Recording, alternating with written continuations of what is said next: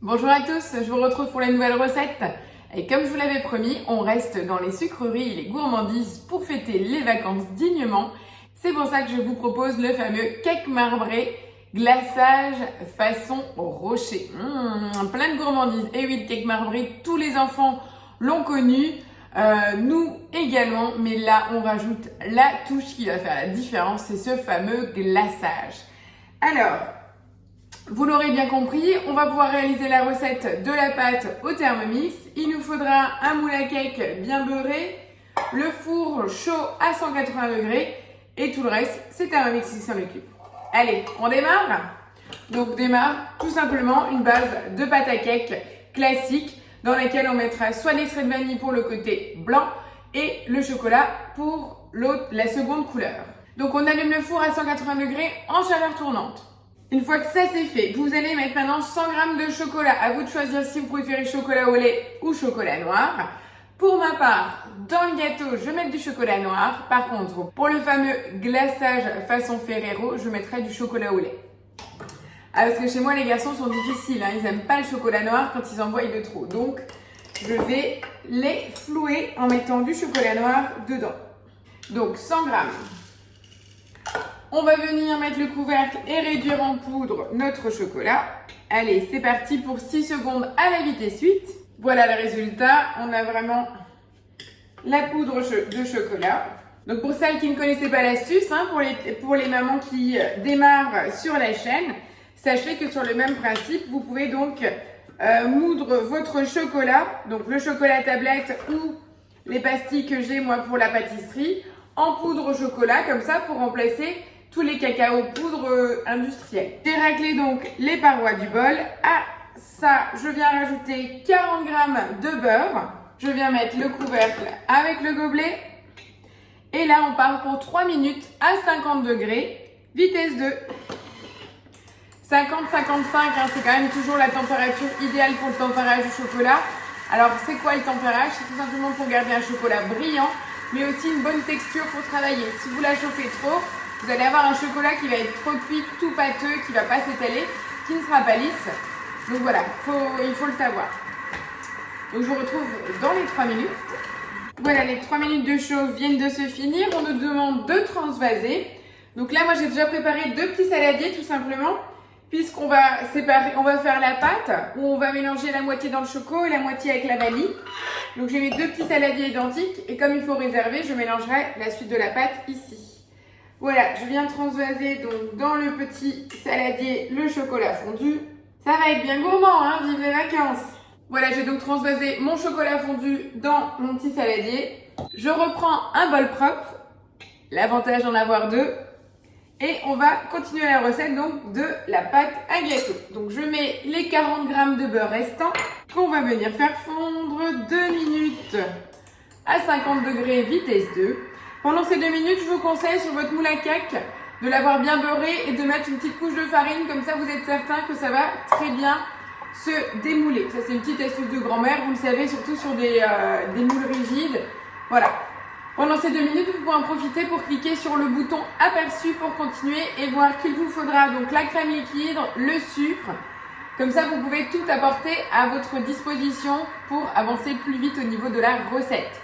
Au niveau des variantes sur le cake marbré, on connaît le cake marbré classique. Là, on vous propose le glaçage façon rocher qui va faire toute la différence. Mais est-ce que vous connaissez encore l'autre version de marbré qu'on peut faire au Thermomix, que l'on propose très souvent? C'est tout simplement le cake marbré façon savane. Vous savez, celui qui cuit dans le moule Savarin et dans le Varoma. Donc totalement à la vapeur, hyper moelleux, pas du tout de croûte. C'est aussi une variante si jamais vous avez des petits en bas âge qui n'aiment pas les gâteaux qui sont trop durs ou trop secs. Là, c'est vraiment quelque chose d'extrêmement moelleux et qui arrivera bien à se conserver plusieurs jours. Voilà, maintenant que le beurre est fondu, je viens rajouter 150 g de crème, entière bien entendu. Je la remets de suite au frais. On vient rajouter 150 g de sucre en poudre, une cuillère d'extrait de vanille. Voilà ma cuillère. On vient mettre le gobelet et on va mélanger 30 secondes à la vitesse 4. Voilà, après avoir bien mélangé le tout, on va venir rajouter 4 œufs, 200 g de farine, la levure chimique, donc c'est un sachet complet. On va venir mélanger le tout. 30 secondes à la vitesse 4 une deuxième fois. Vous pouvez préparer 2 saladiers, hein, j'ai les deux mêmes, vous savez, les petits saladiers Ikea que j'adore. Donc dans celui où j'ai réservé le chocolat et l'autre, puisqu'on va scinder la pâte. Comme ça, on va les mélanger individuellement et après on va les verser dans le moule à cake et hop, en cuisson au four. Vous voyez, vous disposez les 2/3 de pâte dans un bol et le reste dans un autre. Là, mettre la cuillère à café d'extrait de vanille restante dans la partie où il y a le plus de pâte, ajouter le chocolat fondu dans l'autre. Donc les 2/3 nature, enfin vanille, je vais les mettre dans celui-ci et le reste dans le choco. En fait, pourquoi? Parce qu'en fait, on va mettre moins de pâte nature dans le chocolat, mais avec le volume de chocolat, ça va gonfler le volume total de la préparation, donc on sera quasiment à équivalence. Voilà, et je finis, on transvase le tout. Voilà, j'ai tout récupéré. On les tourne. Je viens rajouter la petite cuillère d'extrait de vanille dans la pâte claire. Voilà, je vais d'abord mélanger celle-ci. En tout cas, la texture hyper lisse là. Moi qui adore souvenirs d'enfance, lécher les pâtes crues, je vous avoue que j'aurais bien envie de goûter là. Voilà, donc première partie, on est bon. Et du coup, je viens mélanger le tout avec mon choco. C'est reparti. Regardez-moi cette belle gourmandise. Donc là, vous voyez, ça change vraiment de la pâte à cake. On met juste de la poudre de cacao. Là, on a vraiment mis du chocolat, couverture et on a une texture magique. Donc, nos 2 pâtes sont là. On est tout prêt. Et là, vraiment, donc là, il nous propose de remplir donc le cake beurré, chemisé de papier cuisson. Moi, j'ai mis de la farine. Après, libre à vous, hein, vous faites comme vous avez l'habitude de fonctionner. Moi, il n'y a pas de papier cuisson. Je mets de la farine et ça ira trop bien. Et on fait alternance choco-vanille, tout simplement. Et je viens verser de l'autre côté la pâte à la vanille, qui est un tout petit peu plus souple. Hein. On a ça, je ne sais pas si vous voyez, moitié-moitié. Et là, vieux souvenir, je vais prendre en fait un couteau et je vais venir en fait mélanger et pouvoir intégrer un peu de pâte chocolatée dans la pâte vanille. Vous voyez, je fais juste des petits mouvements comme ça. Et là, je l'enfourne 45 minutes. Allez, je vous retrouve en fin de cuisson puisqu'on va pendant ce temps nettoyer notre bol, préparer du chocolat noir ou chocolat au lait pour le glaçage et des petites noisettes. À tout à l'heure! Voilà, regardez le cake sorti du four après 45 minutes de cuisson. Il est juste magnifique. Très très beau. On voit bien sur le dessus les petites stries à moitié marron, moitié clair. Il est très très beau. Là, il est très chaud. Donc dans tous les cas, ne démoulez jamais un gâteau sorti du four. Là, je vais le laisser un bon petit quart d'heure retomber en température. Passer un petit couteau entre la paroi et le démouler pour qu'il refroidisse plus vite. Là, je vais attendre une bonne heure pour qu'il refroidisse totalement avant de faire mon glaçage. C'est d'ailleurs préconisé dans la recette, hein, regardez. Là, ils nous disent bien, enfournez pour 45 minutes et laissez le cake refroidir. Et après, on enchaîne donc avec les noisettes et le chocolat. Donc moi, je vais encore le laisser bien refroidir là tranquillement sur le marbre. Ça refroidit assez vite.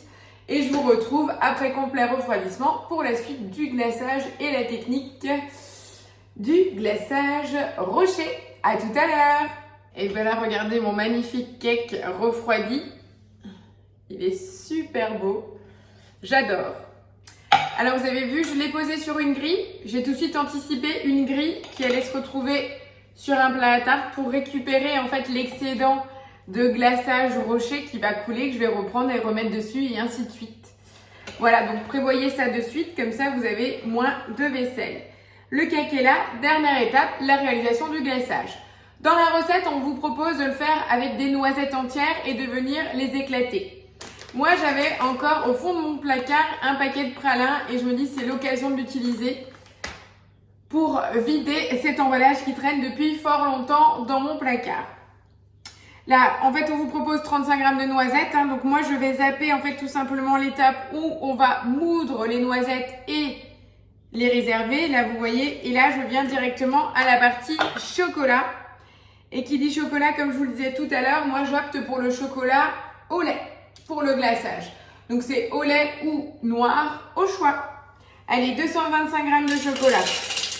On va venir mettre le couvercle et le gobelet et on va mixer 8 secondes à la vitesse 8. Chocolat au lait, regardez, ça nous donne ça.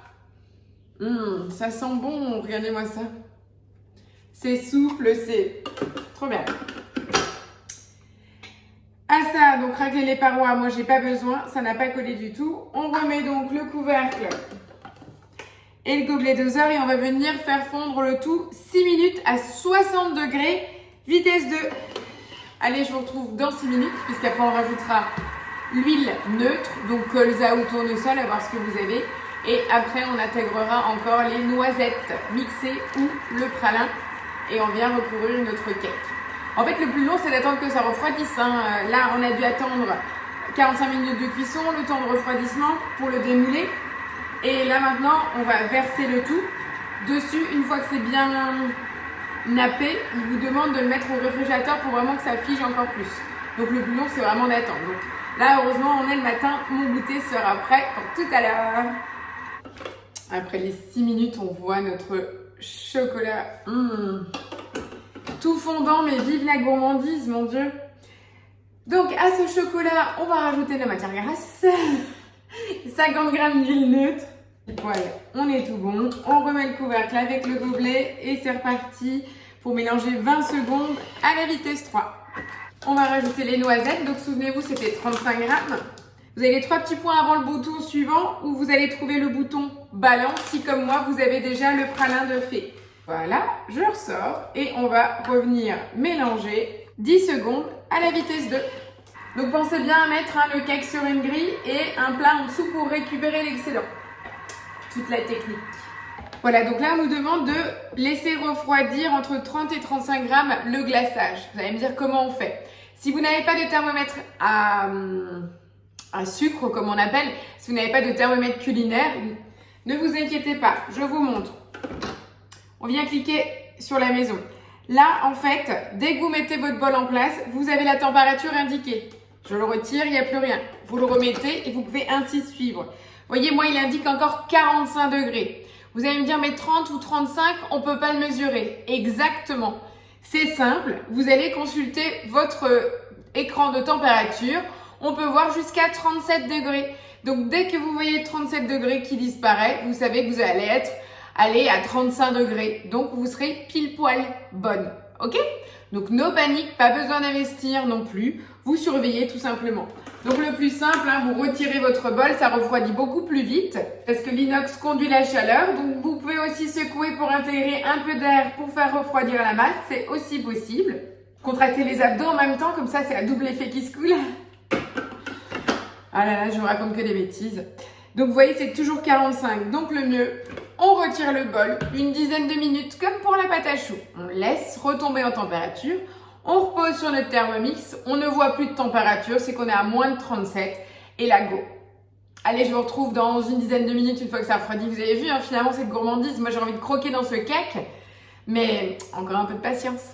Voilà, je vous retrouve après une dizaine de minutes d'attente pour laisser refroidir le glaçage façon rocher. Là, je voulais en profiter pour vous montrer, on est à 37 degrés.